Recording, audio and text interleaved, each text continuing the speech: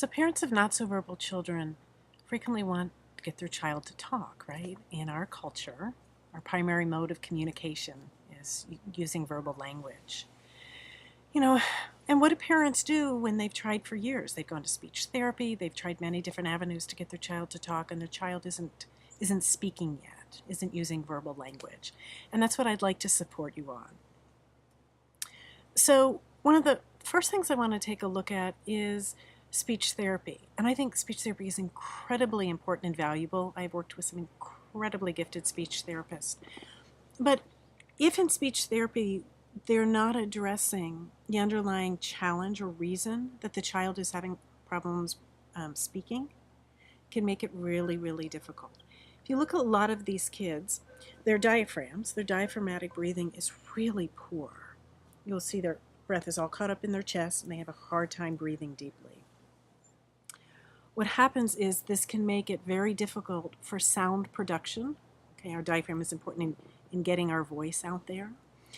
When we do not breathe deeply, okay, our brains are impacted. Our limbic system, which has to do with sensory regulation and emotional regulation, is highly impacted.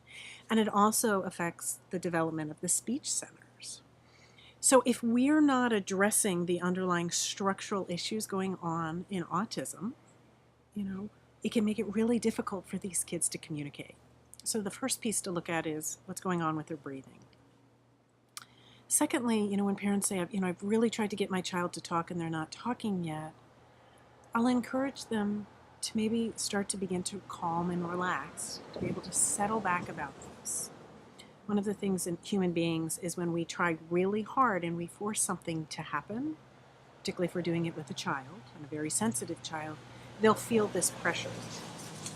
So it's a whole different perspective, but beginning to shift from having to force and make a child speak to relaxing back. This does not mean you give up on the goal of them speaking, ultimately. It's just you start accepting your child today, right here where they're at, no matter if they're talking or not. And so everybody can start to settle down and calm down. And another area I'd like to pose to you, a third area, maybe these children are communicating with us, okay? Not using verbal language, but they actually have a method of communicating with us, and we as the adults aren't aware of it yet. And that's what I'd like to support you with. What are the ways that your children, who are masters, right, because they have a deep desire to communicate, not so verbal people are always communicating and want to communicate with their caregivers. Again, there may be a structural issue or the pressure that they're feeling.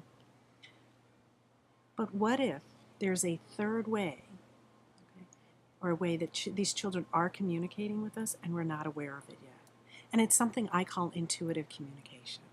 If you'd like to learn more about it, you can find out more at marcylebowitz.com or click on the link above. Thank you.